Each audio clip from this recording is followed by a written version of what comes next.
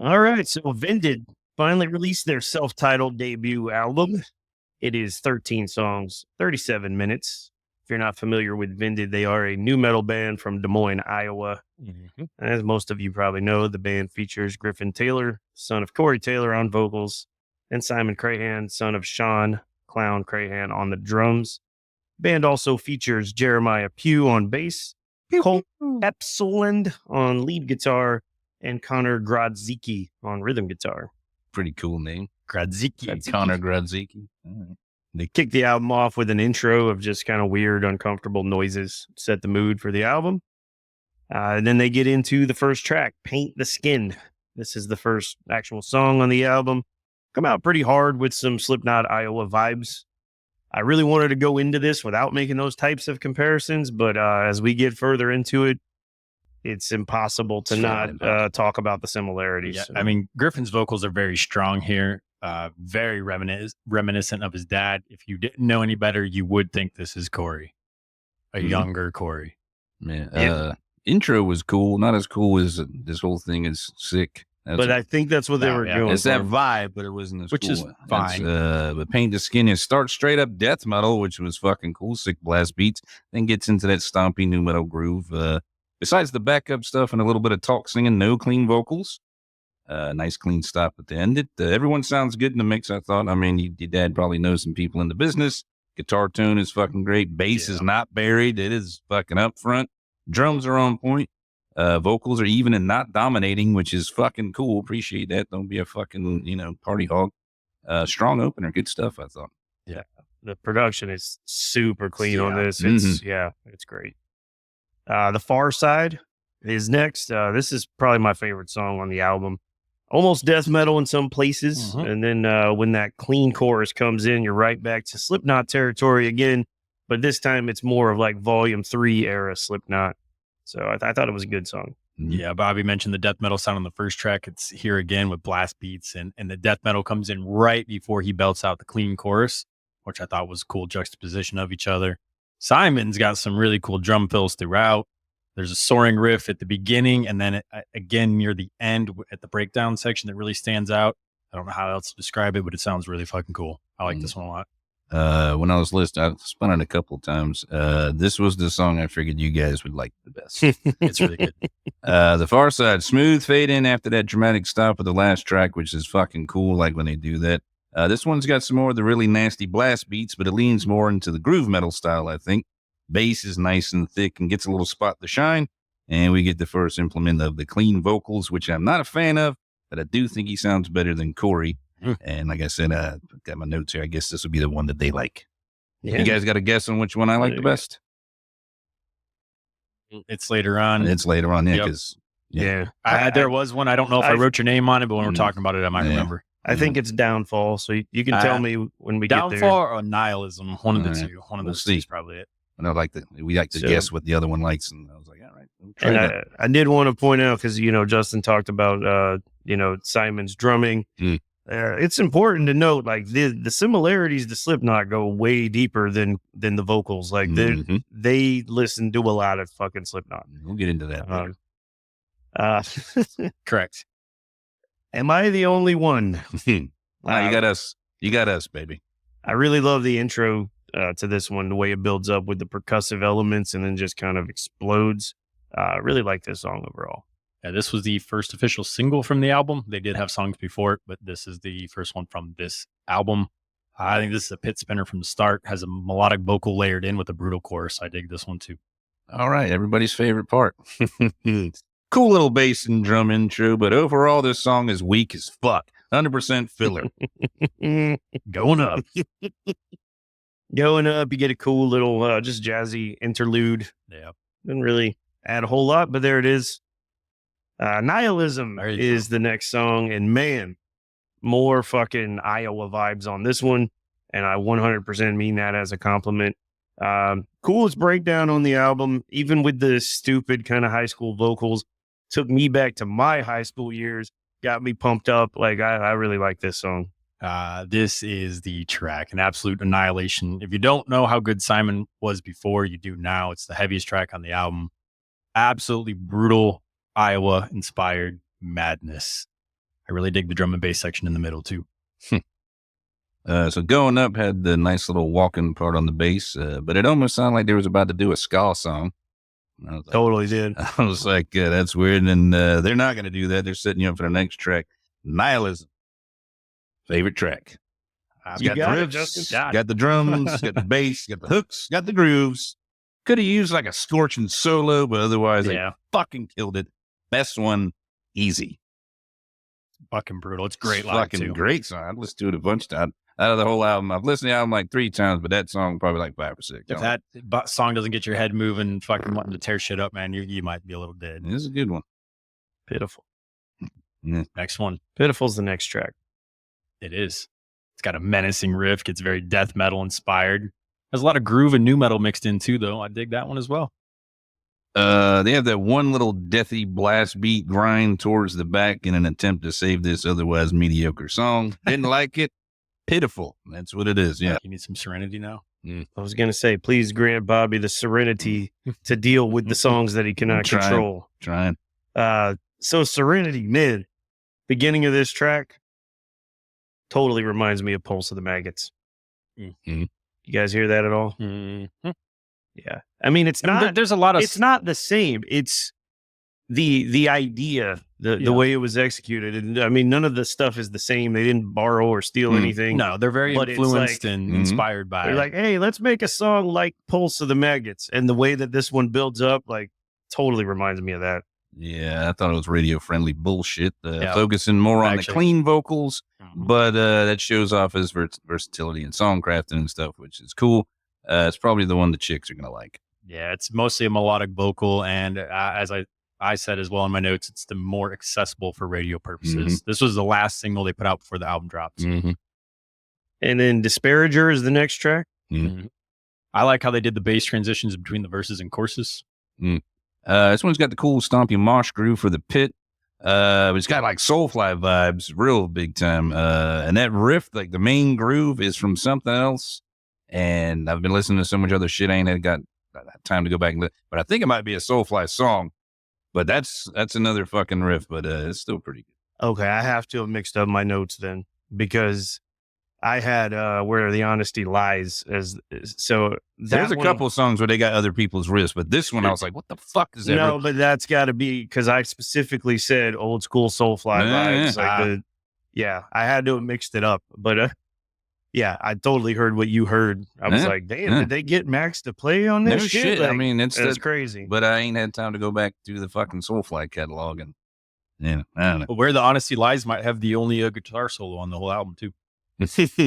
Yeah, you might. I think you might be right. It's very brief, but I mean, it's what they don't. But if you look at early Slipknot, that solos weren't really a thing then either. But you see them bleeding it in here, so you know they're going to grow into doing it more as it goes on. So it's funny. My notes are of all the songs that get a solo, it's fucking this one. And it wasn't that good of a solo, but like, what the fuck? Who's there though? Another filler song, nothing interesting going on. Where Honesty Lies. Here we go. Pointless intermission, poorly placed. Shit just went into the next song. Downfall. Yeah. This track comes in hard. There's demon riffing and drum fills from Simon. There's a chaotic laughing mixed deep into it at one point that leads into the closing track. I like laughing in the metals. Yeah. I actually thought the reason I thought that this would have been the one you liked was because of the weird little drum solo, like right towards the end. Yeah. Because it was weird, almost out of place. And I was like, Bobby probably likes this. Well, here's my notes. To make up for the past few tracks, they packed this one full of cool drums. Killer beats and cool fills carry this song. That should have been the closer, but it's not. It's As We Know It, which is an absolutely terrible way to end this fucking album.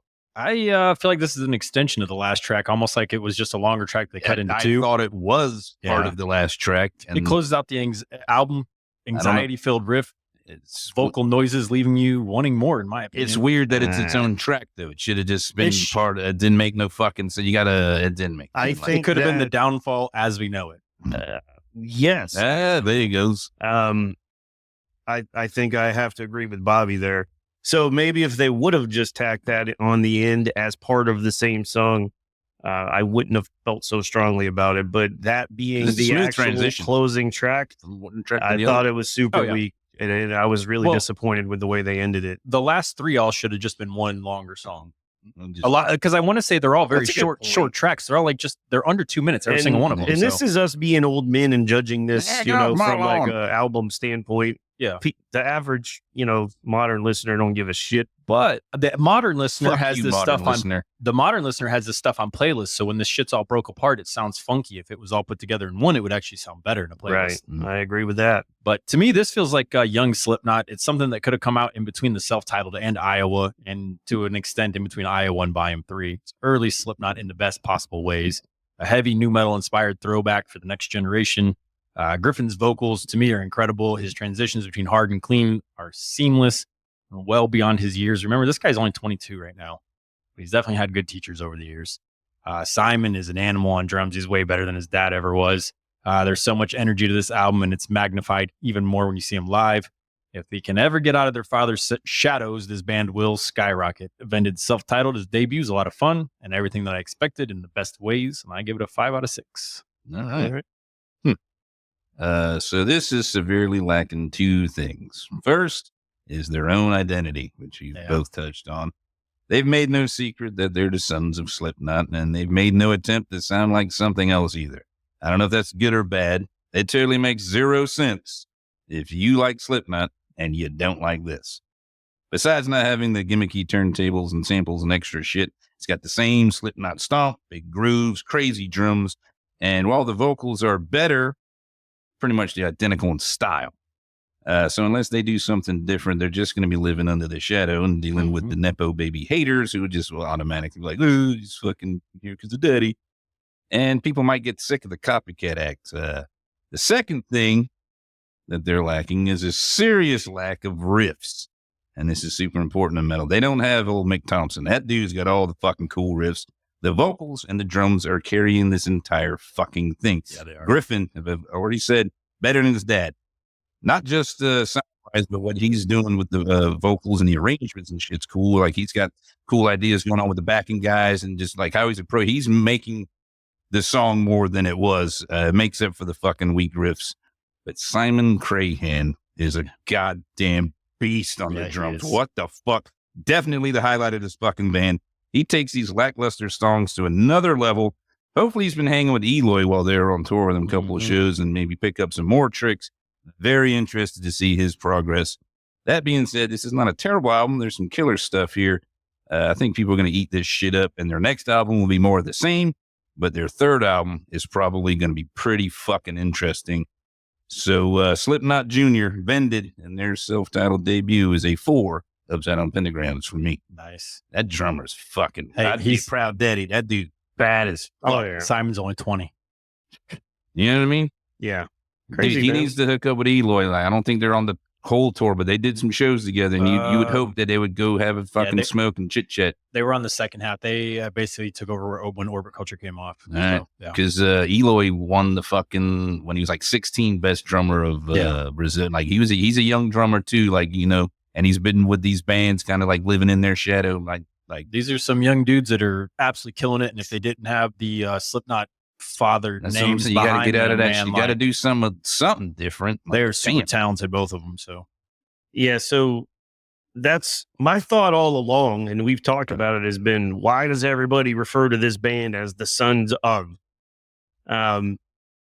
Since we initially started having those conversations, though, I've seen interviews with these guys, and they embrace it, to Bobby's point. Like, they straight up say, Slipknot was our favorite band growing up, and they're one of our biggest influences. I mean, they're not hiding from it. They're not doing the typical thing that, you know, usually like, I mean, when you have a famous person and they're like Bruce Dickinson's son, they did a fucking new metal band, like Shapes. I don't know if you ever heard of them, but no. His other usually son they and go his daughter got in a whole different direction. You know, Kelly Osbourne did the fucking pop star thing. You know, Bob Dylan's son made the Wallflower. Like, I mean, Max's sons did, and they stayed in the same lane too. Yeah. So it well, Go Ahead and Die. I feel like he's got his own stank on there. I mean, he ain't had his dad singing with him, but it's got his own vibe.